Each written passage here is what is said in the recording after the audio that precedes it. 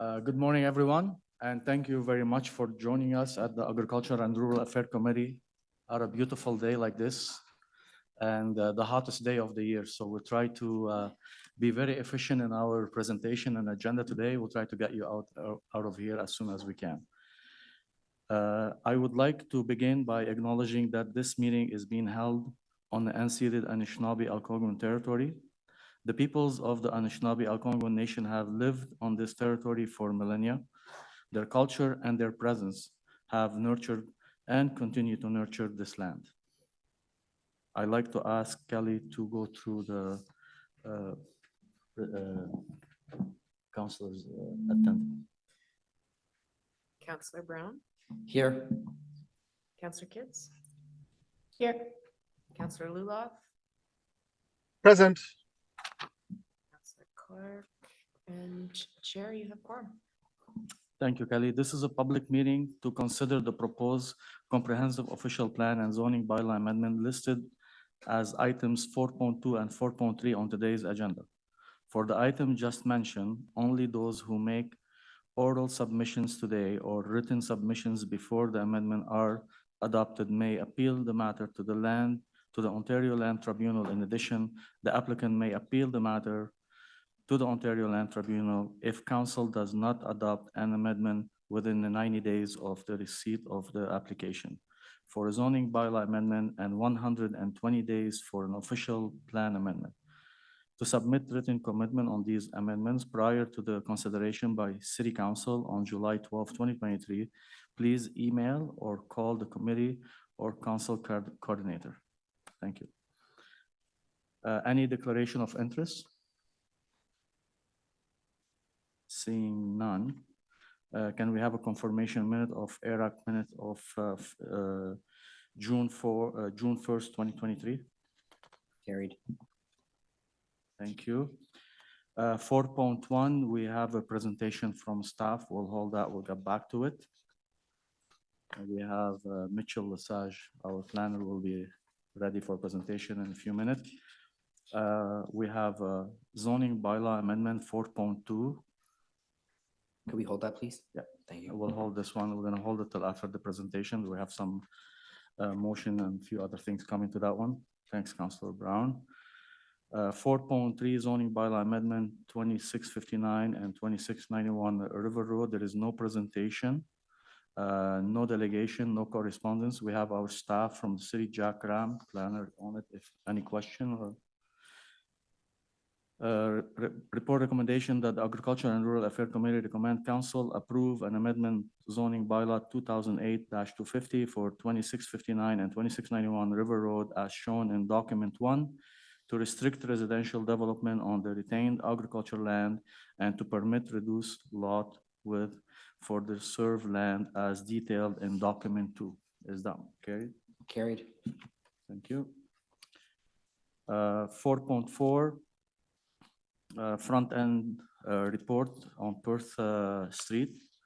We have no presentation, no delegation, no correspondence, and the councillors of the area he's fully aware of it and in support.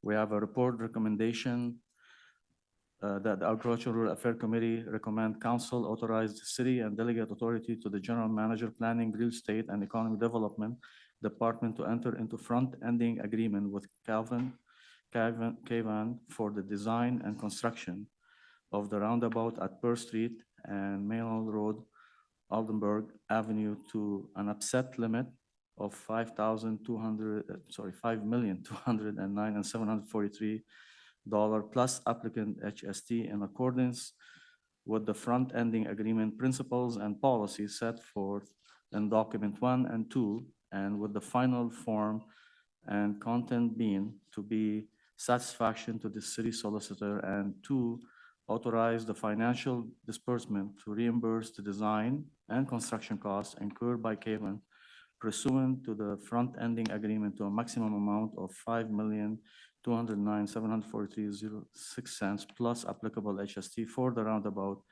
at Perth Street and Maynell Road, Oldenburg Avenue, and in accordance with the reimbursement schedule set out in the front-ending agreement. Carried. Thank you. 4.5.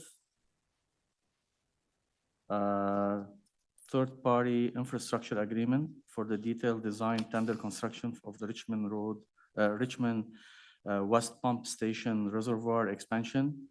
The staff is Mr. Adam Brown. He's our development manager review. He's here. If there is question, there is no presentation, no delegation, no correspondence. Carried. Can I read it first? Thank you. The Agriculture and Rural Affairs Committee recommend that Council delegate authority to General Manager Planning, Real Estate and Economic Development Department enter into third-party infrastructure agreement, Cavan Richmond North Limited and Maramie Jock River Limited for the detailed design, tender, and construction of the required expansion to the drinking water reservoir and integration of third well for Richmond Road, Richmond West Pump Station. Now you can carry it. Carried. Thank you. Councilor Brown is anxious. He wants to leave. Thank you. 5.1, it's a Quinn branch of the Quail Drain appointing of the engineer. There is no presentation, no delegation. Dave Ryan is and Aaron Moore is online if there is any question.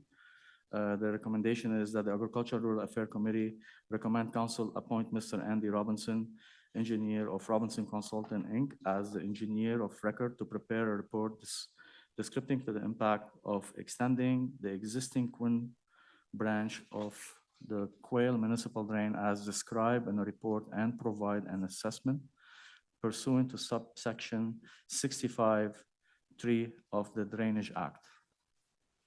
Carried? Carried. Thank you. Thank you, Aaron. Office of the City Clerk. We have a status update on Agricultural Affairs Committee inquiry and motions that the Agricultural Affairs Committee received this report for information. Received? Received. Thank you. Then we have some motion. We'll deal with them after. We're gonna go back now to item 4.1. And I'm gonna ask, we have a delegation and I'm gonna ask staff to start the presentation. We have Mitchell Lesage.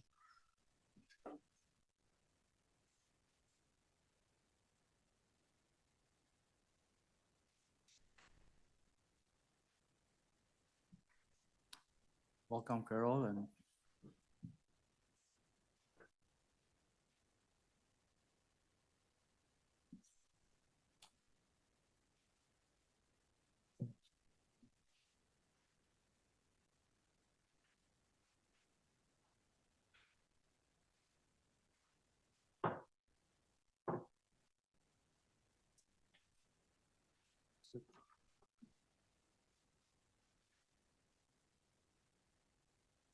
good morning. I'm here to give a quick presentation on renewable energy generation facilities and battery energy storage systems and the interim regulations that we're proposing and increased opportunity for access to retail food stores. So next slide, please. The recommendations of the report are to permit retail food stores in additional zones. This was heard yesterday at Planning and Housing Committee. Again, it's more so an urban issue, but to move on to the next recommendations, the ones I think we're here for are to add a new definition for renewable energy generation facilities and to modify the definition of utility installation to exclude renewable energy generation facilities. We're also looking to limit the size of battery energy storage systems in agricultural zones. So the recommendation, as stated before, was a housekeeping amendment that was heard at Planning and Housing Committee. And the second two recommendations are interim measures. Why are we doing this? Number one is to implement policies of the OP. And number two, there are currently no regulations that apply to REGFs or renewable energy generation facilities. They are permitted throughout the city in almost all zones. So to ensure orderly development in the interim, until a full set of rules are in place, we're wanting to implement those recommendations. This is particularly important because the IESO, the Independent Electricity Systems Operator, the overseer of Ontario's electricity market, will be opening up a procurement window for projects like REGFs. This interim report would not ban such projects, but require any such project to come in for a site-specific rezoning until such a time that we have a full set of rules and regulations in place.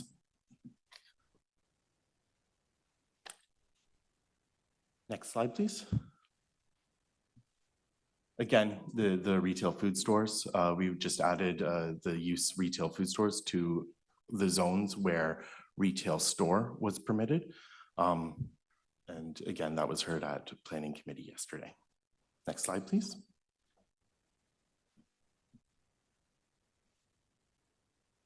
So these interim measures are proposed until a full set of provisions are brought forward in the fall of 2023. And this was as directed by council. As stated before, REGFs will not be permitted in any zone as of right until we have these rules in place. So examples of renewable energy generation facilities include wind turbines, solar farms, bioenergy production, and it's associated where the energy is sold back to the grid. Battery storage systems will continue to be widely permitted, except in the AG zone, where we want to limit it to a maximum of 1 hectare. Battery energy storage systems are considered to be a utility installation, so they continue to be permitted in most zones. Next slide, please. So here are the official plan policies that we are implementing to implement these policies. Again, I'll let you read them, but it's basically just making sure that we do this in an orderly fashion and make sure that they are done appropriately and making sure that we save agricultural lands where appropriate. Next slide shows also other policies regarding REGFs. And again, the city are looking to put in rules limiting nuisance impacts, and that will be coming Q4 of 2023. Next slide, please. So these are the definitions that we're looking to use in this report. The utility installations include transmission lines, buildings, towers, relays, and any other equipment used to make or deliver a utility product. Utility installations are permitted in all zones except the mineral extraction zone, mineral reserve zone, and environmental protection zone, and are located throughout the city and may be utility corridors or substations located outdoors or within buildings. Again, battery energy storage systems are considered a utility installation. And as mentioned previously, the report recommends limitations on the size of these systems when they are proposed in an AG zone.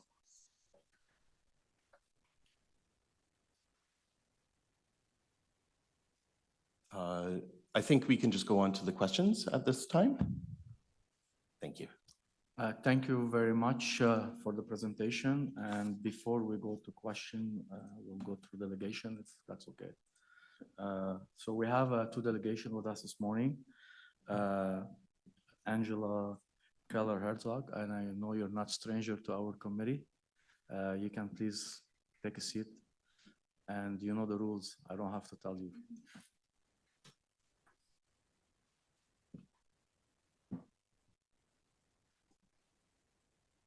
Yeah, and I know we have presentations. Kelly is prepping it here for you.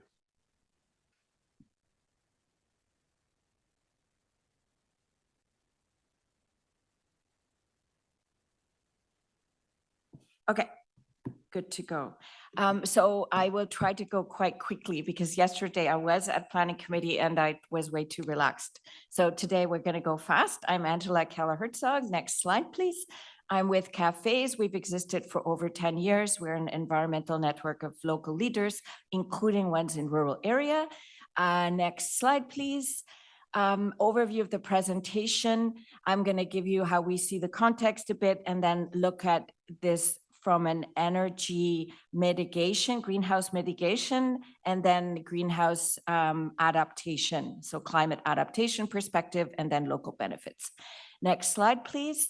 So in terms of the context, we were really surprised because we thought that the regulation and zoning of renewable energy was coming up in Q4 and there'd be public consultation before then, and we could go off for barbecues and have a nice summer. So when suddenly there was this ban or interim ban, that caught us by surprise, but we're told that there's no actual projects that are being held up. So it's not really material at this point. So nonetheless, we thought we'd show up and give some perspectives on this. Next slide, please. So in terms of climate mitigation, a very high number of people in Ottawa are concerned about climate change. But the question always is, well, what are we going to do about it? And obviously, the transition, the energy transition has a lot to do with getting off fossil fuels and finding alternatives, of which renewable energy and battery storage in combination is one of them. Next slide, please. And I've also been asked when talking about this in our network is whether there's plans to regulate gas plants, right? Which is kind of the other thing the Ford government's talking about. In terms of adaptation, how do we deal with the risks and shocks of the climate change that we're seeing? People talk about climate resiliency, and Cafes has been running a series of workshops across Ottawa. And often what comes up is the issue of energy resiliency. So again, how do we withstand the shocks that are coming and how do we recover? Next slide, please. So if we unpack energy resiliency, there's a lot of aspects of it. But the first two are really energy storage and power generation. Next slide, please.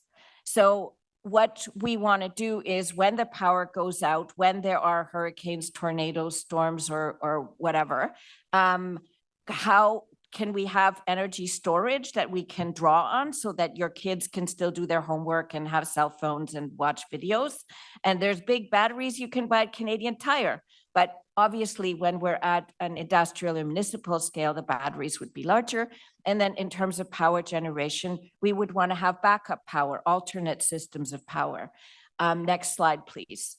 In terms of the community feedback and talking to people at these workshops, energy resiliency is a key concern. People are starting to talk about microgrids, which is basically when you have your own like little island of a system.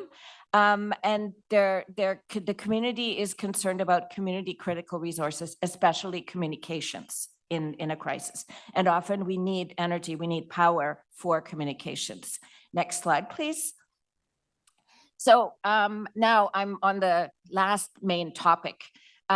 Now, I know that there has been a lot of rural resistance to especially industrial wind turbines.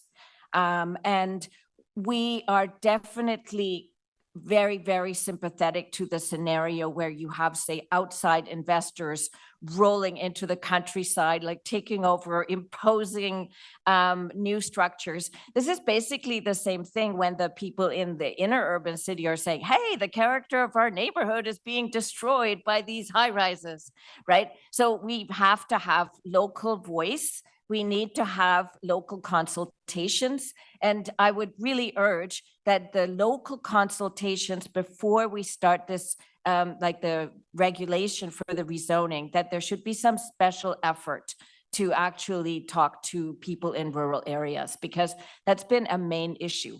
In terms of the benefits, I know that in the Kingston area, where there's obviously a lot more wind, there's an estimate of about $15,000 per year per turbine. And the people are quite happy to be receiving those additional land incomes. In terms of co-benefits also, we have seen options where solar and grazing and livestock can coexist. And in terms of diversified farm income, this can effectively strengthen the agricultural economy. And if we can have diversified land use, including long-term, like 20, 30-year leases, this could actually lock in farming and farmland use rather than like having the urban sprawl and rezoning from Toronto. I'm gonna So ask you I'll to stop wrap up, there. please. Oh, Yeah. perfect. That's it. Thank you very much, Angela, and we appreciate your presentation. Any question? Go ahead. Thank you, Angela, for your presentation. I got to hear it twice. You said at the outset that your membership includes rural representation. So I was just wondering which rural community associations form your membership or that you've engaged with. On the climate resiliency workshops, we had one in Burridge Rapids. So that there's the Burridge Rapids Community Association way in the south. And then we were also in West Carleton. So there we have the West Carleton Disaster Relief people. We don't actually have CARP as a member. So what we have is organizational members and we have individual members in the network. And in terms of on the east side, we have the Avalon, Rachel. Yeah, that would Rachel be, Lecour. yes, that's in my area. and- It's the suburban. Yeah, Yeah. yeah, and then I guess we have to. I know that we had one project with Naven, the Naven. Navin community- Community. Yeah, but again, I think those are at a like individuals that are members of the network at this point, rather than the whole community association. And then when the Taywin thing blew up, there was a lot of engagement from the, what are they called? Carlsbad Springs. Exactly. Sorry. Great. I have, like, we're growing into the rural area and I assure you I'll be making more and more network contacts also in your ward. Okay, thank you. Thank you very much, Councilor Kidd. Seeing no question, thank you very much, Angela, and we appreciate all the work you do in the city and in the rural area for CAFE. Thank you. Excellent. Thank you. Next presenter, we have Raymond Lurie. Hi, thank you, Chair. Just want to try not to repeat what Angela said, but we're supportive of the food retail portion, obviously, of the motion. It's really the green energy generation facility and battery storage that is at issue for us. So, as the council confirmed through a motion some time ago, we are in a climate crisis. And we need to take some bold actions to reduce our GHG emissions. And Canada is one of the worst countries. We're usually tied with Australia and the US as having the worst per capita emissions on the planet. And that includes everybody here in Ottawa. So the good news, though, is that there's been a revolution in the energy sector over the last 10 to 15 years. And this is causing a lot of concern for the incumbents in this space. But essentially what the revolution has been is that there's been a very large decrease in the cost of wind, solar, and storage. So if you look at the levelized cost of energy, with wind, solar, and storage, you could get somewhere around 5 cents per kilowatt hour here in the Ottawa region. So very low cost of production for electricity. And that compares to about 3 times as much for and that's before cost overruns for the SMR that's being proposed for Darlington, right? So it's much less expensive and it's the cheapest source of electricity everywhere on the planet. So much so that there's some very conservative jurisdictions, North Dakota in particular. They have plenty of coal, so they have coal mines and people that will be losing their jobs by closing coal plants. And they're actually closing existing coal plants because it's cheaper for them to replace them with wind and solar than to pay for the coal required for the existing coal plants. So that's the point at which the economic numbers have changed so much over the last 10 to 15 years. And because of this, we're seeing a massive uptake of wind and solar throughout the world. It's not just a Canadian thing, it's a worldwide phenomena. And for us, I think we need to seize the opportunity that's before us. Having lower cost electricity means that we'll be able to lower or at least control the cost of electricity going forward. And it's the future of energy production. We're seeing it happen in China, in India, in everywhere on the planet. So in terms of economic opportunities for farmers, Angela has actually covered some of this. She's talked about the income that farmers can make by having windmills on their plot. And what we're finding is in jurisdictions where there's been community collaboration and participation in wind projects, we are seeing that wind projects are very well received, and people are very happy with the wind projects. Where they're not happy is where they haven't been consulted. So I certainly, I certainly agree with what Angela was saying about the fact that we do need to consult communities and make sure that there's something in it for them also, right? So if you look at, and a similar situation with battery storage, that's required for us to be able to store intermittent wind and solar. So we have a growing city. The city continues to grow very fast, and that means we'll need more electricity. We'll need more electricity in particular because we need to transition to electrified solutions away from fossil fuels. So there's really two choices to meet that demand. Choice number one is to use centralized production, so use nuclear plants and big gas plants, etc. And like we have in the past. Those, though, require large transmission lines and would require us to increase transmission lines. And people in rural areas in particular don't like to see additional transmission lines either. So that's certainly an issue for increasing the electricity supply in Ottawa. The other thing with centralized production is the jobs tend to go outside of Ottawa. If we instead invest in localized production via wind and solar, we don't need as many large transmission lines because the production is local, so we just need to transmit it locally. And it allows us to have locals participate more actively in the projects, and actually allows us to have jobs here locally to build that infrastructure. So it certainly would be a benefit for residents of Ottawa to be able to get that extra employment through these green projects. Thank you very much. Perfect. 5 minutes, right, to the second. Thank you very much, Raymond. Any question? Seeing none, thank you very much for your presentation, and we appreciate your coming this morning to Iraq to present to us. For both of you and Angela, we appreciate, and have a great day. Thank you. We have a report recommendation that the agriculture and rural. Oh, sorry. Do we have a question for staff? Okay. Report recommendation that the Agriculture and Rural Affairs Committee recommend Council approve the following amendment, the zoning bylaw 2008-50 as detailed in document 1.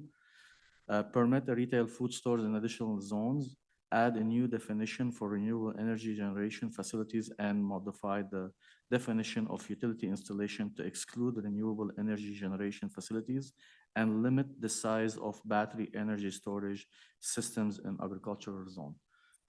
Is that motion carried? Carried. And thank you very much, staff, for being here this morning. We appreciate it. Have a great day. We go back to 4.2 zoning bylaw amendment 147 Langstaff Drive. We have no presentation, but if presentation required, we will. But we have no delegation, no correspondence. But we have a question from staff. Sorry, we have questions from Councillor Kelly that he is not here today, but Councillor Brown will be asking those questions to staff. I see there is Sarah and Adam Brown, both of them are here. We also have Mr. Jack Sterling and Mr. Hume. Welcome, both of you, this morning. I know there is, they don't have to speak if we carry the item, but if there is any question required, both of them are not stranger to this gallery, and we appreciate them both for being here this morning. So with that, we have a motion. Then we go to questions. So Councillor Brown, we have a small amendment to the file. So you go ahead.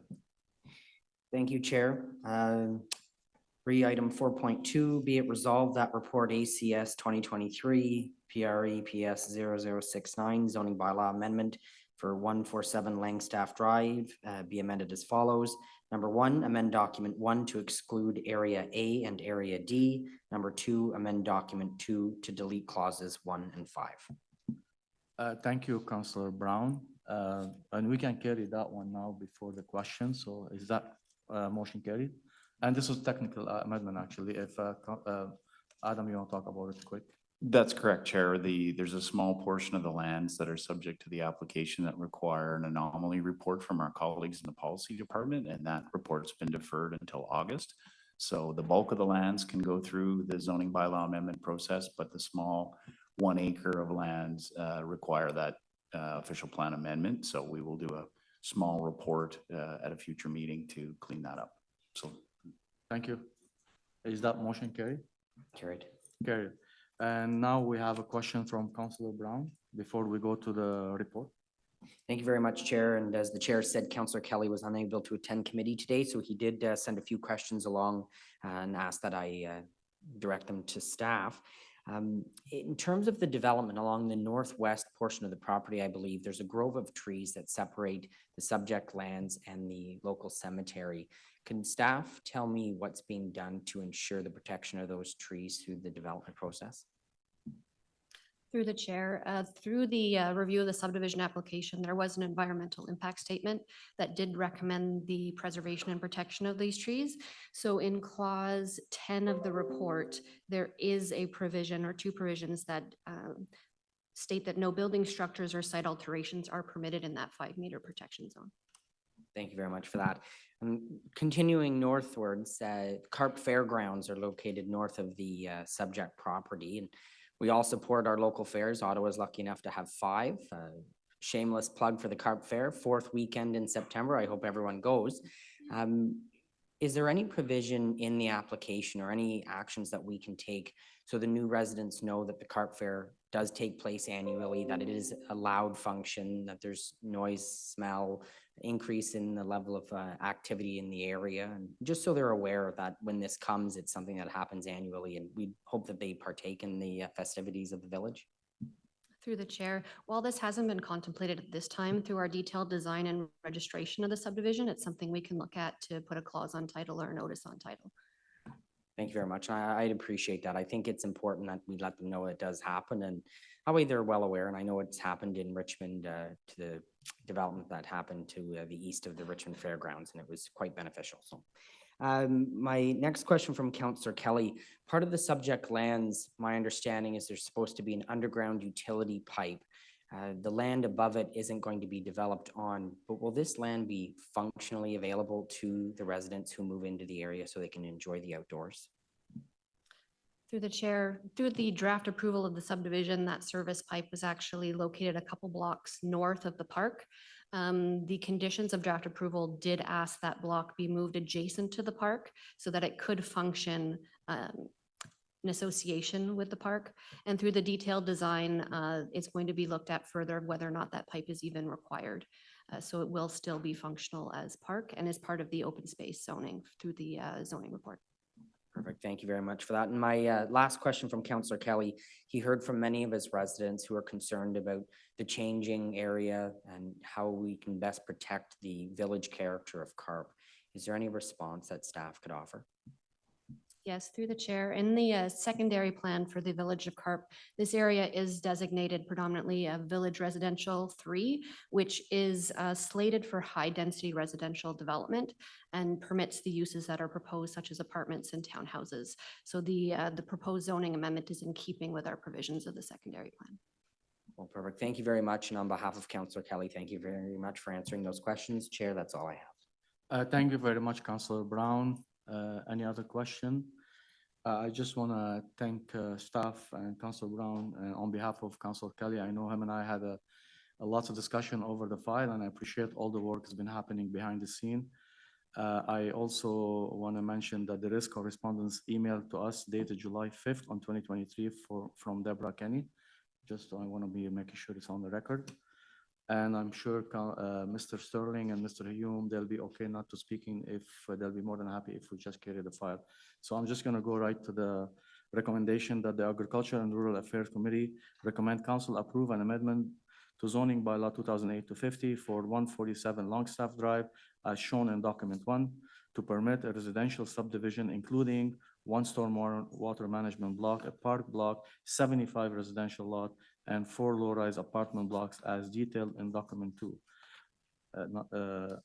Item 2, that the Agriculture and Rural Affairs Committee approve the consultation detail section of this report be included as part of the brief explanation in a summary of written and oral public submissions to be prepared by the Office of the City Clerk and submitted to council in a report titled Summary of Oral and Written Public Submissions for item subject to the Planning Act explanation requirement at the City Council meeting of July 12, 2023, subject to submissions received between the publication and this report and the time of council's decision. Is that motion carried? Carried. As amended. As amended. Carried. Thank you. Thank you very much, Sarah and Adam, and thank you very much, Mr. Hume and Mr. Sterling, for being here this morning with us on behalf of the applicant. That brings us to, we're not done yet. So we have 2 items added to the agenda. One is from Councilor Brown, and we need to suspension of the rules on that one. But, yeah, Yes, please. Yeah, thanks. we're gonna waive the rules for you. Thank you, Chair. Chair, if it's the will of the committee, I'll just read the therefore be it Yes. resolved clause. Please, Thank you. So, I know you're in a hurry. yeah, the motion is in regards to the Manotick Water Main Link Phase 2. Therefore, be it resolved that council approve the following phased payment schedule based on the project schedule. A, Minto to pay 25% upon city awarding the tender. B, Minto to pay 25% upon breaking ground for the project. C, remaining 50% upon 50% completion of the project. Thank you. Any question? Motion carried. Carried. Carried. Thank you. Second motion is, it's actually by myself, and it is, it's in request and requirement from Ministry of Natural Resource and Forestry. They didn't accept our appointment for our citizen appointee. And so council has to go back and ask for appointment by council, from councilors. So there be a resolve that the Agricultural Affairs Committee recommend council approve the following appointment to Conservation Authority Board and Director. One, a Councilor Matt Lulaf to the South Nation Conservation Authority, and Councilor Alan Hubley to the Mississippi Valley Conservation Authority, and Councilor Riley Brockington to the Rideau Valley Conservation Authority. Any question? And is that motion carried? Carried. Thank you very Carried. much. We have no in-camera item.